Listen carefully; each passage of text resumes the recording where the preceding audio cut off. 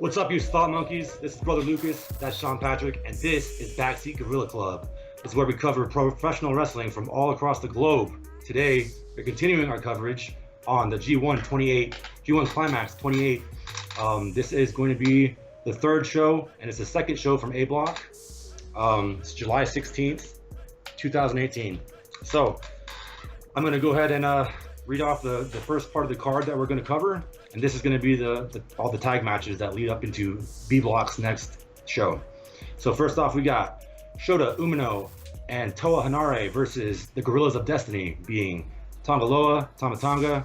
Second match, Jado and Toru Yano versus Taka Michinoku and ZSJ, Zack Sabre Jr. Third match, we got David Finlay and Juice Robinson, known as Finn Juice, versus Kota Ibushi and Yujiro Takahashi. Fourth match, we got Sho and Tomohiro Ishii versus Naito and Sanada. And then the fifth match is going to be Yo and Goto versus Chase Owens and Kenny Omega. So, I'll kick it to you for the first match, Sean. Alright, first match. You got the Tongans versus Red Shoe Sun and Hanare. It's a good match, you know. This one was mostly Shota getting beat up, and he spent the majority of the time, you know, in the match, you know, as opposed to Hanare, just because, you know, he's still a young man, or a young lion, young boy, whatever you want to call him, but you know, he's still in there, he's paying his dues. You know, he got a little bit of offense in, just a little bit before he tagged into Hanare, and you know, that was a great exchange right there as well with Hanare in there. But then, you know, Tonga hit this Samoan drop that was just absolutely gorgeous. Loved that. After that, Shota flies in, does a fantastic missile drop kick into a near fall. And really, in the end, it was a Tongan driver by Loa to Shota, and you know, he hit the 1-2-3. Overall, good tag match. Great opening bout for this show. Yeah, and then just one spot I liked too was Tama Tonga was like running out of the ring, and then the other two guys were like kind of going towards him, and they turned their back to Tonga Loa, and then he got that double clothesline on him. I like that little defensive moves leading to offensive moves. So that was nice. But yeah, you got it. All right. What do we got next? We got Taka Michinoku and ZSJ versus Yano and Jado. Another great match. In the very beginning of this one, you had Jado in the ring to start things off, and the crowd was chanting they wanted Yano, and Yano was plugging up his ears like, no, it's not my turn yet, it's not my turn.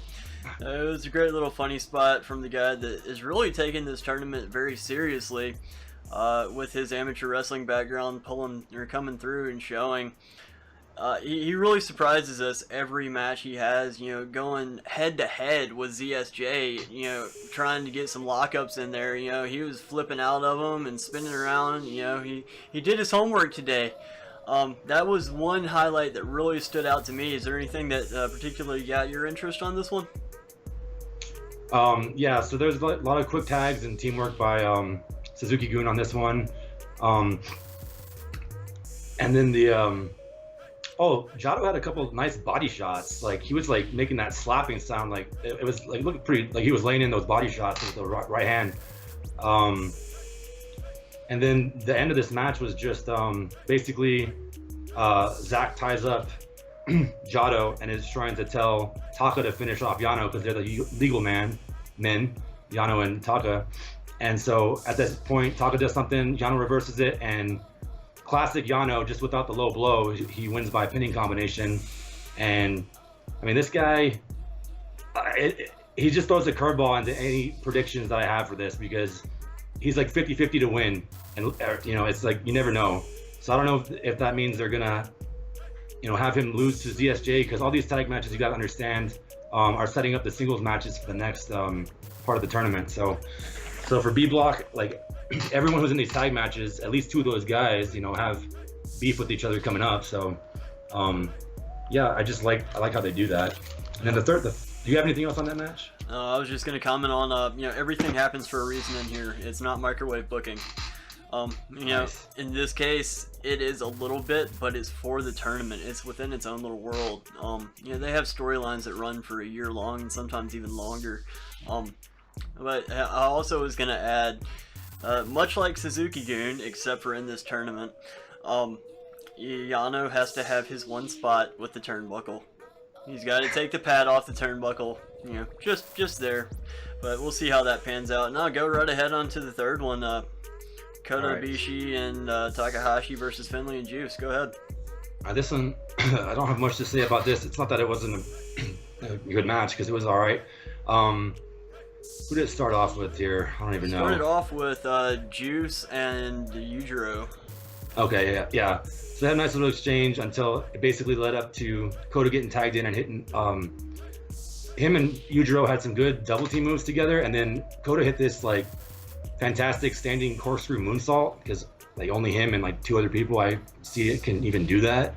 And then eventually you have Juice does his little combo, and if you remember from the last time you saw Juice, he hit the guy with his left hand who was broken and has a cast on it, and he regretted it instantly. This time he changed up his tactics, and after the right hands he just went for like, if you remember WCW, there was a move that Booker T did. Yeah, there's a move that Booker T did back then, or if you just remember him from WWE, it's called the Harlem Sidekick when he did it. But it's just basically like he hits him with like the outside of his thigh on one leg and jumps into it. And so then after that, it's a reverse roundhouse, basically. Yeah, exactly. Oh yeah. So who is it that hits Kota in the neck and then he gives him a receipt like right off the bat? Was that Juice? Oh man, I don't know. Let's see. I think it was. Yeah, it was Juice. Yeah, Juice hits him in the neck. Kota, if you watch Kota's neck from like the matches with ZSJ, he's had it's like all bruised up, and that's where they take the forearms. And Kota takes a shot right there, sort of like to the neck and throat area, and then he sort of connects back with Juice like in the same region. It looked like a watch out, man, but I mean, you never know. After that, basically, Juice finally pulls off that double knee move that he tried the other night. It didn't quite work out. It was like a double knee gutbuster out of a suplex. And then he hits Yujiro with the pulp friction. Meanwhile, Finley's holding on to Yujiro on the outside. Yeah, overall, you know, it was a pretty good match. Nothing to complain about there. It was a great tag team match. Everything that was supposed to happen in a tag team match did. There was a better tag team match tonight, but we'll get to that in a second. It was funny, they did a little HBK Triple H runaround thing after their match, you know. Yeah. Little throwback to DX there. But now we've got Sonata and Naito versus Ishii and Sho. Ishii and Naito started this one. They sharked this one off. They sure did. And it was an interesting way to start a match too. We got at the very beginning of the match, Naito spit at Ishii. He missed him, but Ishii took great offense to that and started beating the hell out of Naito. But you know, Naito got his feet back, and then went into you know, that tranquilo, which is always fun to watch. Meanwhile, Sonata's in with, after that, Sonata's in with Sho. Ishii took a gut to the rail, it looks like, by Naito. And then Naito's tossed in with Ishii. Great exchange that ended in a power slam. Let's see. Ishii got that beautiful suplex.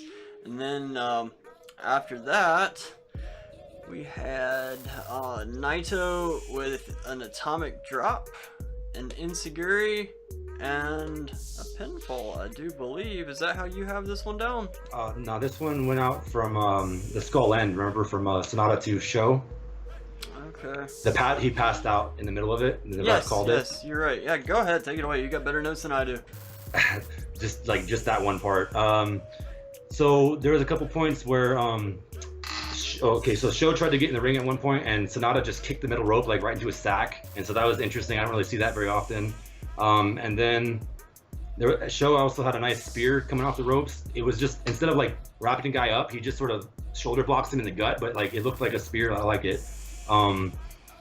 And then they had a one spot too where Naito and Sonata were coming in, and they both did double basement drop kicks to the guy who was like sitting down.